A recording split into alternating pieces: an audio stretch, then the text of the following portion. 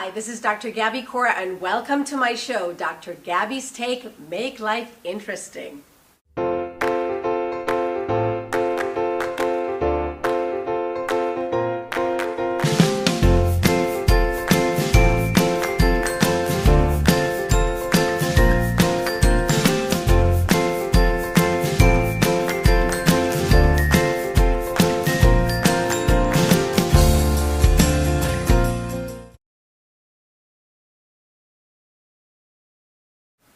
Welcome to Season 1, Episode 11, Pain and Sex. According to the CDC, 50% of U.S. marriages end up in divorce. And as far as we know, the number one reason for divorce is infidelity. Now, the interesting thing to think about this is that emotional pain that we can carry with us will continue to affect the quality of our future relationships. So it's very important for us to try to distinguish that emotional pain and some of the triggers that that emotional pain can have on our future relationships, on our future interactions with other people as well. Will we trust again, for example, or will we doubt ourselves in being able to form a great future relationship? The second point today is the power of sex. How do we face sex again after divorce? Do we go back into sex for love, or do we go back into sex for lust? Or do we go back into sex for both? How do we make those decisions, and how does that emotional pain that I was talking about before impact upon the way that you will go back into sex again? The third point is about letting go and being able to move on. When you are in that kind of a relationship, and you know what, all of us may have been through difficult relationship at a certain point in time, but how easy or tough is it for us to let go and start fresh? Are we still carrying the hurt that we had 20, 30 years ago? And is that still impacting upon our future relationships today? Or have we been able to let go of that past and start fresh and new?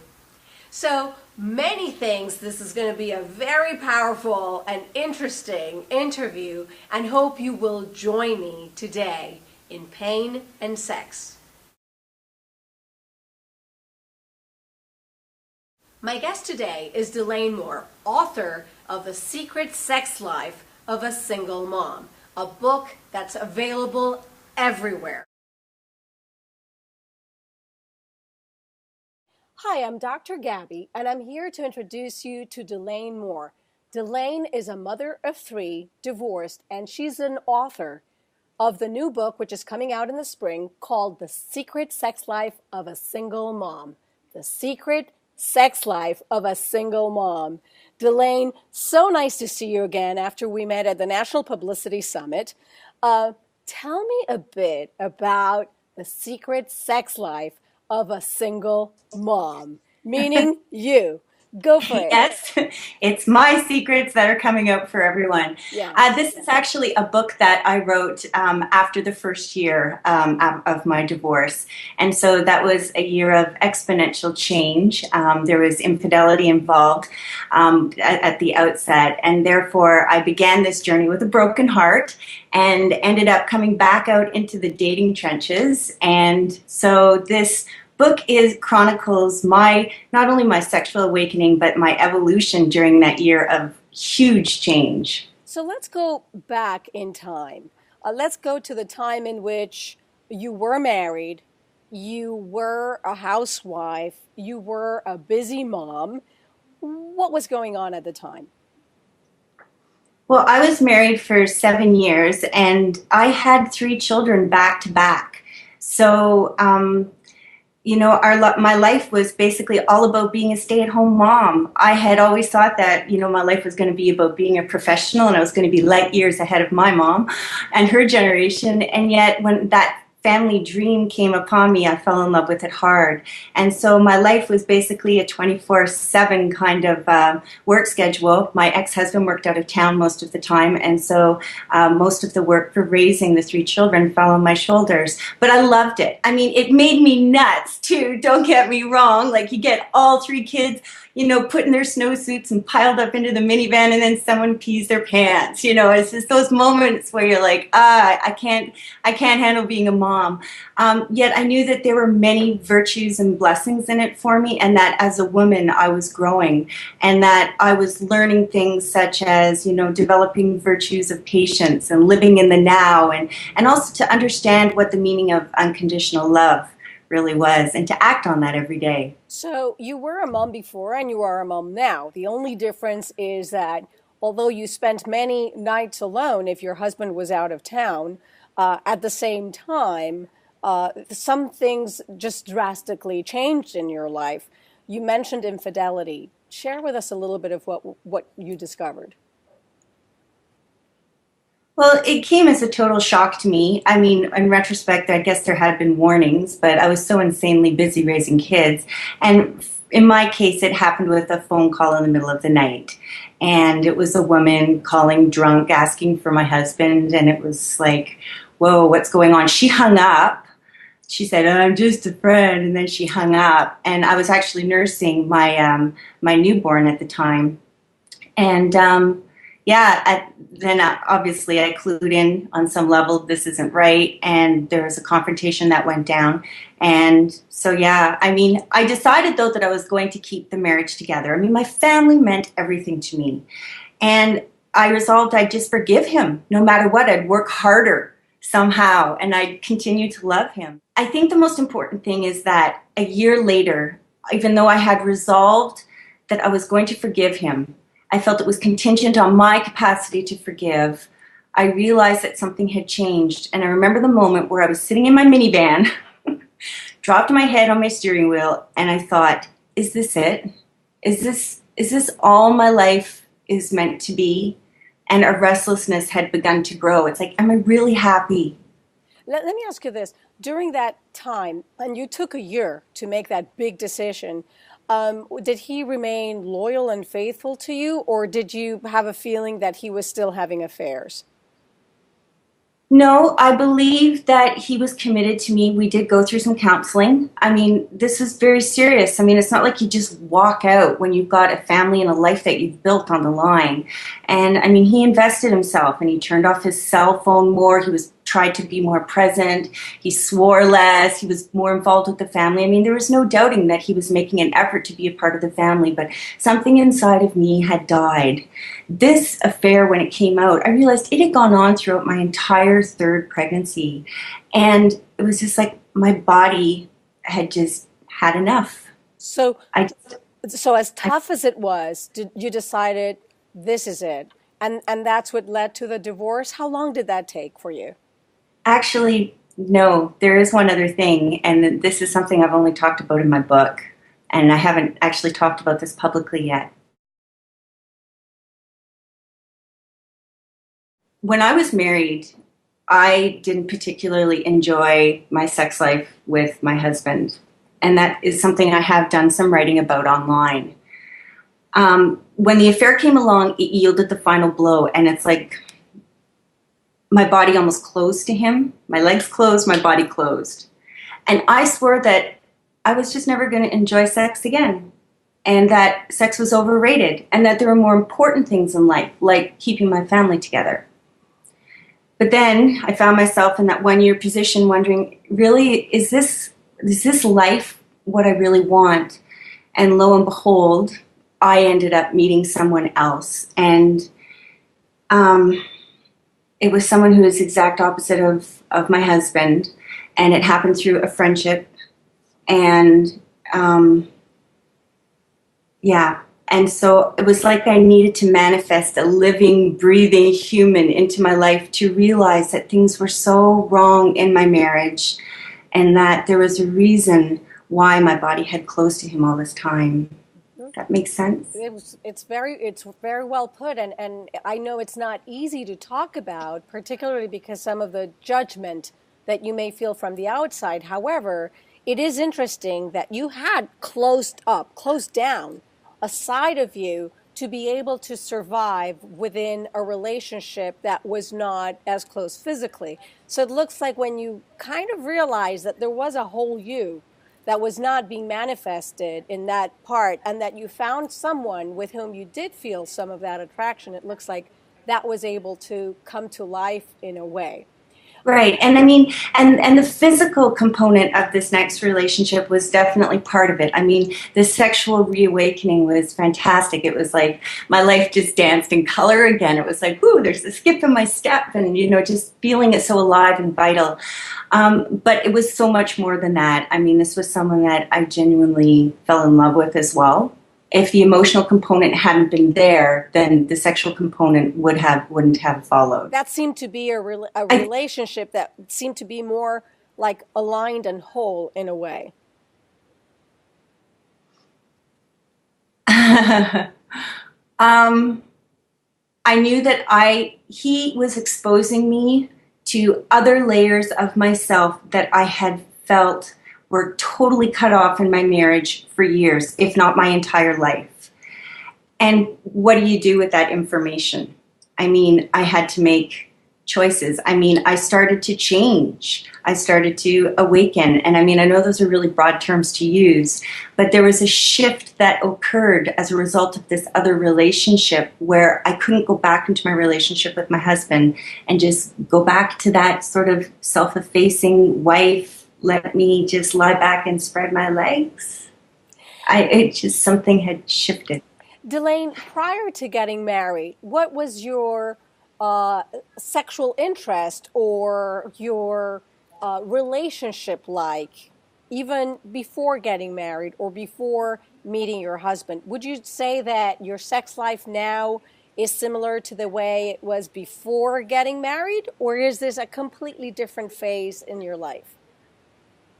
Oh, I think it's a completely different phase. Absolutely. Because when I was younger, I mean, yeah, I dated and I had a few serious boyfriends. And yeah, I mean, I had a few different partners, obviously, that I had sex with. But there's a big difference.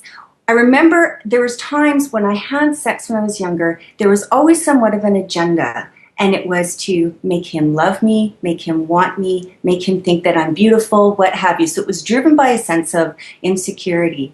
And what I found when I became single again at 37 was that it was driven by different factors. I mean, I'm a fully grown woman. I don't need to have children anymore. That's done. I went into exploration mode. Now, that being said, there was an evolution that transpired throughout that year after my divorce. At first, it was like, oh my gosh, you need to seek and replace as soon as possible. Alert, alert, you're single. I panic. But no. So that changed over time, though, and I gave myself permission to explore. It's like, okay, you know what? Maybe you can hold back a little bit at your heart. Maybe you can filter things through your brain. And so I came to dating with, it was an evolving wisdom, I guess, about who has ownership over my body. And also coming into question was, what are the rules here? What are my rules around sex and dating? And where are these voices coming from? Like, are these the voices of society? I mean, in the end, I mean, I'm a 37-year-old woman. I'm relatively confident. I contribute to society. I'm a good, caring person. And so whose rules do I really have to abide by? And it's not that I wanted to bed hop incessantly. That's not the point. I didn't want to have sex with anybody. Of course not. There had to be a connection. But it was about in giving myself permission to explore that. Also look a little bit at power. Look at the different kinds of connections that happen with people. Because, when it comes to sex, on the one side, we've got, one night stands.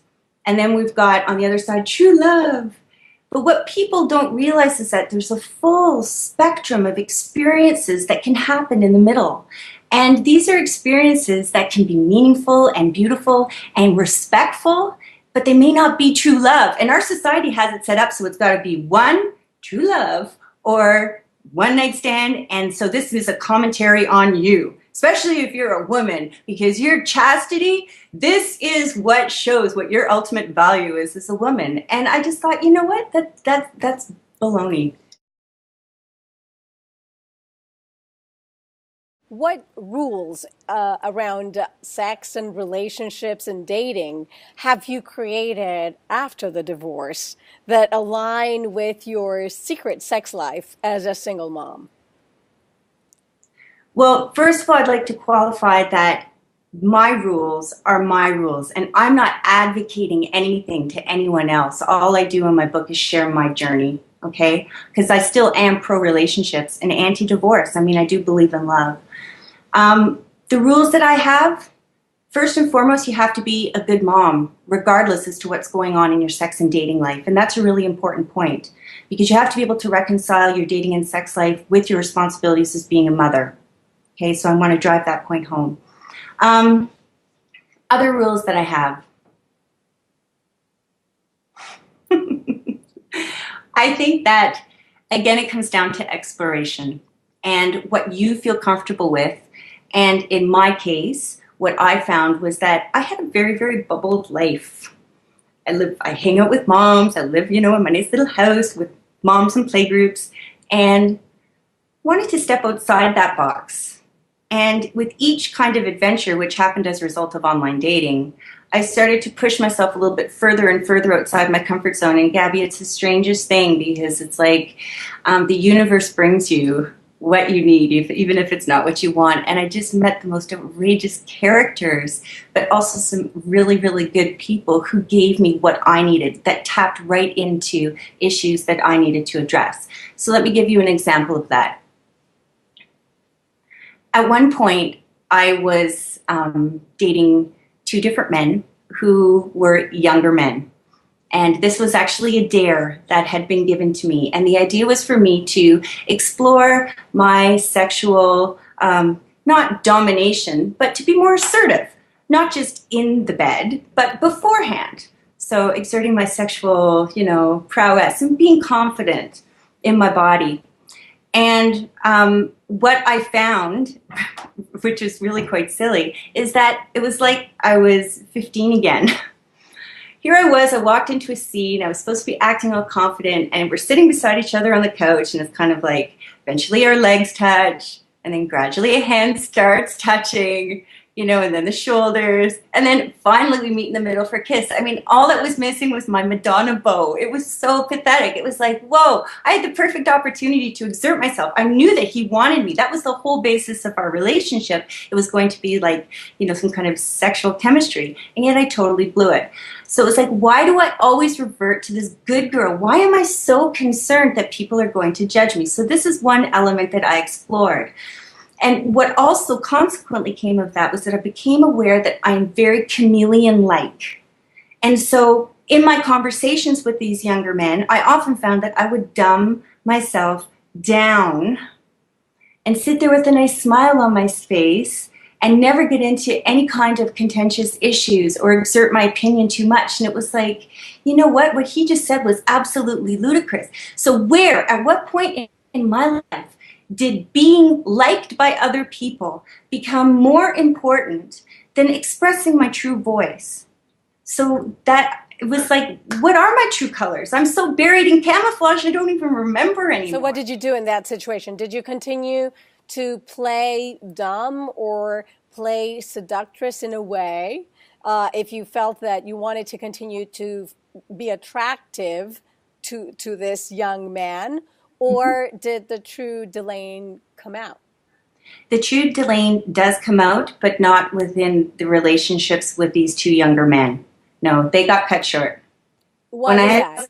Well, the first one I had to sit there and listen to him pontificate to me about how it is that if you don't live together before getting married, then that means that once you do get married, you can go out and spend the first 2 years buying dishes and pots and pans, and that's the glue that's going to keep your marriage together. I said, are you kidding me? I mean, that just doesn't make any sense. I mean, there's work, there's issues, there's children. These are the things that put stress on a marriage. It's like, nope.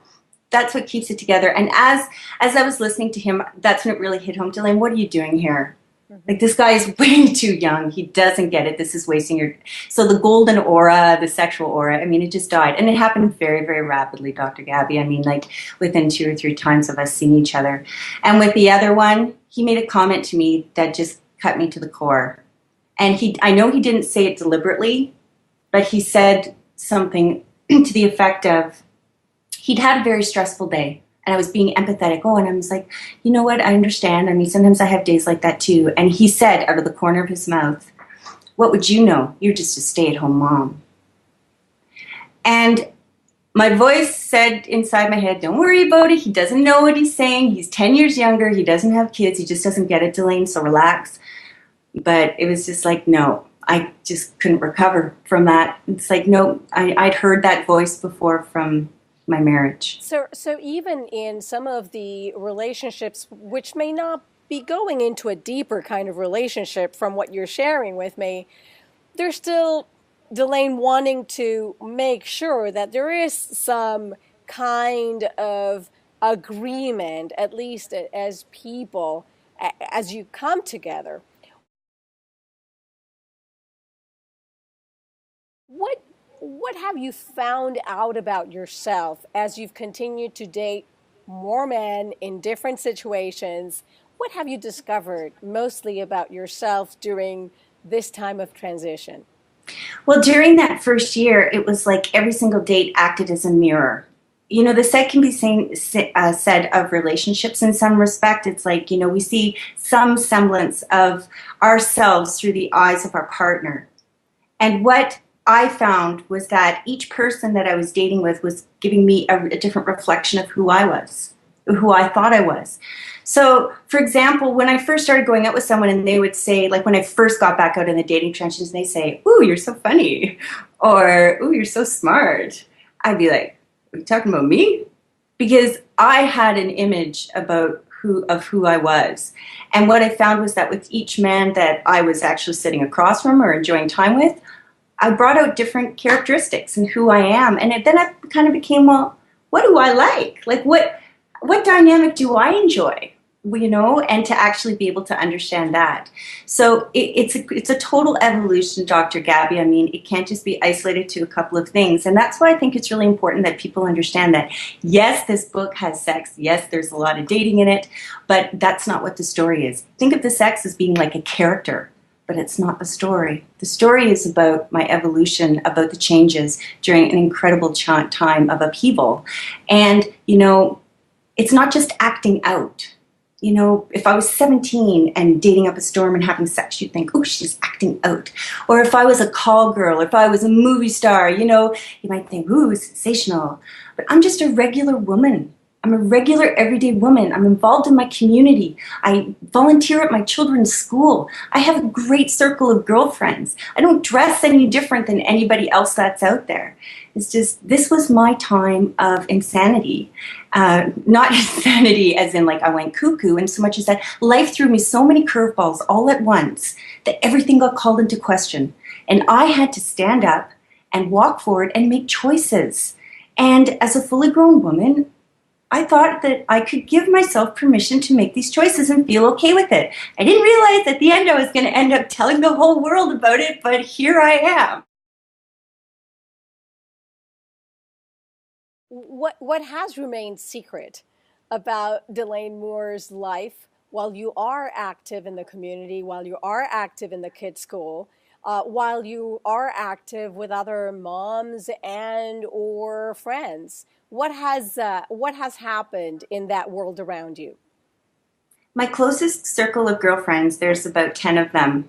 They all know, and they've been on this whole book publishing journey with me. They know everything. Within my actual community, you know, it's quite funny. I don't talk about it. I don't talk about it at the school. I don't talk to sort of my casual mom friends about it. I'm okay with going on national TV or national radio, but when it comes to my actual community where my children are, I just don't say anything. And the funny thing is that as strong and powerful as media is, oftentimes people just don't watch. And so I'd say that 98% of people have no idea. And I'm okay with that. I'm certainly not going to be advertising anything in like my local, you know, little newsletter or anything. But It's let's just say too controversial. let's say that they do learn about it and that they do come to you, and that the kids hear about it in school. What would you do or say? How would you get yourself prepared for that? Well, I mean, I have been preparing myself for this on some level. And, you know, my first and foremost concern, of course, is my children. And so that's one of the reasons why, though, I talk very openly, though intelligently, about sex with my children. My children are now, you know, 10, 9, and 7. So I make it age appropriate, but I don't make it this horrible thing. And I think that that will help sort of buffer things. Also, my oldest, he hates to read, so that kind of works in my favor at this point. I'm just gonna talk to them about it if I have to, and I'm okay with that. I think that through our conversations already, that I've helped lay the groundwork for that. As for other women coming to me and talking to me, I mean, there may be a few who do put me under attack, because when it comes to talking about sex, even the most open-minded, confident career woman out there could suddenly become rigid and unforgiving when it comes to sex. It's a very Even taboo subject. it is, even though I'm divorced, and I'm entitled to go out and do this, and but still, so I am very aware of that. But at the same time, the few people who have up to this point read my book, women from their early 30s right through to their late 50s, they've all come back to me and said, wow, your honesty is just overwhelming. And not only did it make me sort of help process some of my stuff, but it also, like, hats off to you for having the courage to come forward, because this is an important piece that you've created for women to start talking about things. There are still so many taboos about things. And again, like I said, it's not like I'm a superstar, I'm some weirdo. I'm just an everyday woman. And these desires and these changes, it's okay to have them. We think about them. We think about change as we're going through it. We contemplate it. We're smart. We're not like having a turnstile of men come through our front door. We can be wonderful parents and sexual beings and have a diverse and abundant life without being labeled a whore or a terrible mom as a result of these choices. The labels are very hard to bear. And at the same time, your kids are not even through their teenage years. Questions are going to get started about having casual sex and about having different relationships. How do you see yourself addressing some of those things with your kids when it comes up and when they ask you? Particularly if they've heard about your book, maybe not now, they may not be even interested in that at all because of their age. But when they're teenagers, chances are they are going to get a lot more interested in that. So what would you say to them? Couple of things, well, actually a lot of things.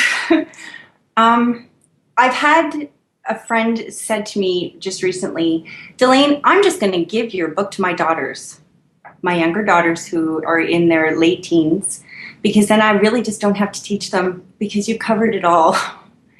And I think that it is important that we recognize that we all can go through periods of extreme upheaval. And that's what this book is chronicling. The sex, is an issue, is part of it.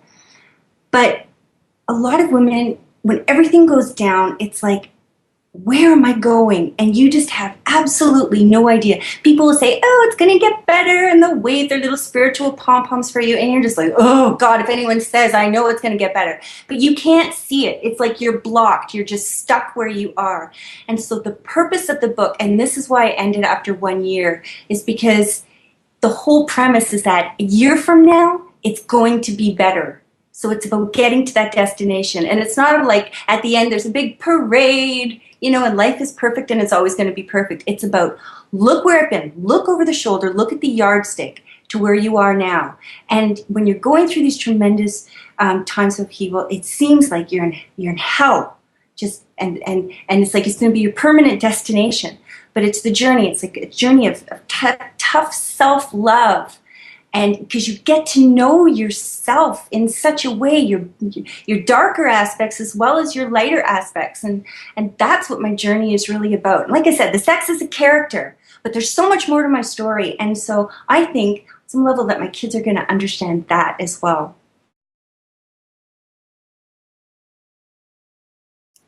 Delaine, sex is a very powerful drug, one of the most powerful drugs in our brain that we would ever have as a neurotransmitter that's just highlighting up in our brain.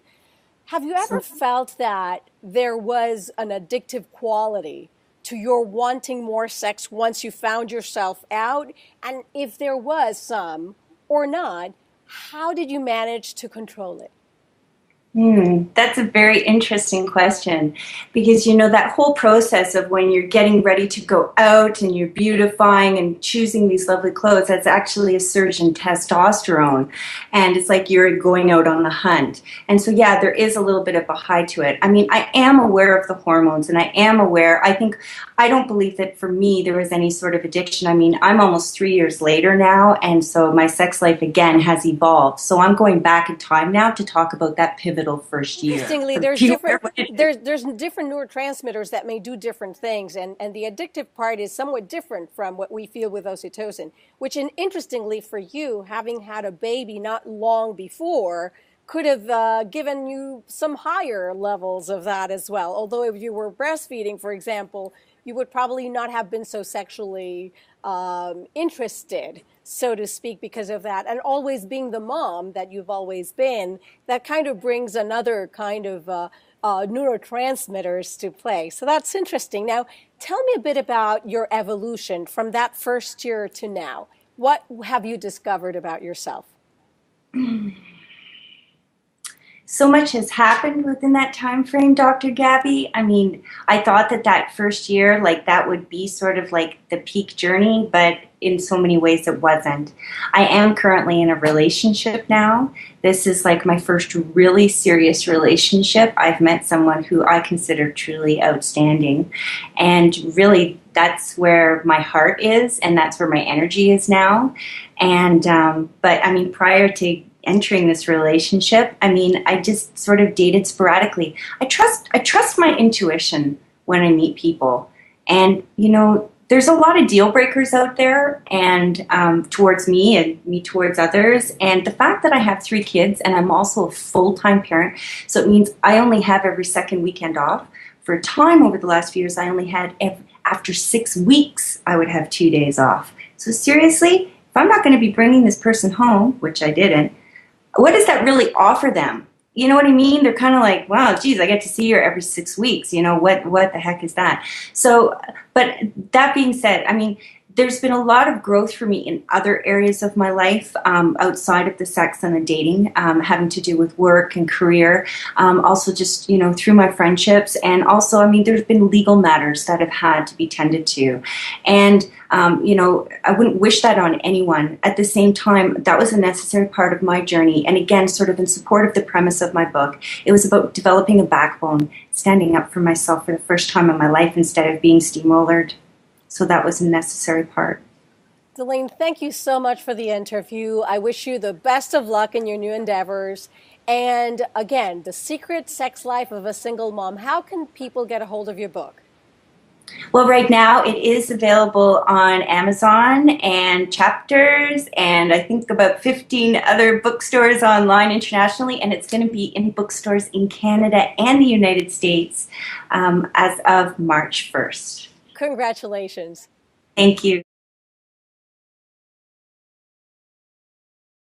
Thank you for joining my show. I hope you enjoyed it as much as I did. And let's think about 2 or 3 things that we can take with us, lessons learned, to make life interesting. The first point is around pain. Do you keep reliving pain that happened 20, 30 years ago and you're unable to let go? Are you still, for example, in a relationship where things were challenging before, but you keep reminding this to your loved ones so you are the one who doesn't let go? So watch out for that pain. What are you doing to continue to carry that pain with you? Is it external or is it internal? You're the one who keeps being reminded. I usually say I'm either the best or the worst marriage counselor ever, because most people that ever come to see me either stay together or don't stay together after just one session. Why? One of the most important questions that I ask people is, if you're willing to stay, are you willing to stay thinking that you're going to create and build a fantastic relationship, and if there was any hurt, you're going to be able to let go? Or are you going to still be reminded of it and remind your partner every single day of your lives? And when people make that decision to say, we're going to stay and we're going to let that hurt go, because the only way that we can stay together is in that positive way, I've seen those to be the couples that remain healthy together. Now, sometimes that's too painful to bear. And if that's the case and you decide to let go, that's fine too. But you may need to make a big choice. So think about some of these things. Food for thought. The second point here is around sex. And sex can be very powerful. It can be extremely entertaining, and it can be extremely addictive too. But try to see how you can make some good choices for yourself. Are you seeking for that sexual encounter just for lust? And by the end of the day, are you happy with it? Or are you seeking for that sexual encounter for love, and when it doesn't come, you really feel bad about yourself? The way that I would suggest people think about this is, if you and someone else that you just meet just want to have a one-night stand and you're both in agreement with protection, so to speak, maybe that would be okay if both you and your partner decide that that's all you want. But be very sure about what it is that you want. Because if you tell someone else that what you want is a one-time stand, but what you really want is to form a relationship, and the other person doesn't want that, then you're not going to be comfortable and happy with yourself at the end of the day. So food for thought. Think about some of these things. The third point is allowing yourself to move on. It doesn't matter if in the past you made some very bad choices. It doesn't matter if in the past, you had a lot of hurt. There's nothing you can do about the past today. All you can do is just let go and start new. Give yourself a chance to move on and be happy. Thank you so much for joining me. Feel free to leave your comments here on YouTube and or directly on drgaby.tv, and hope you enjoyed the show. Thanks for watching.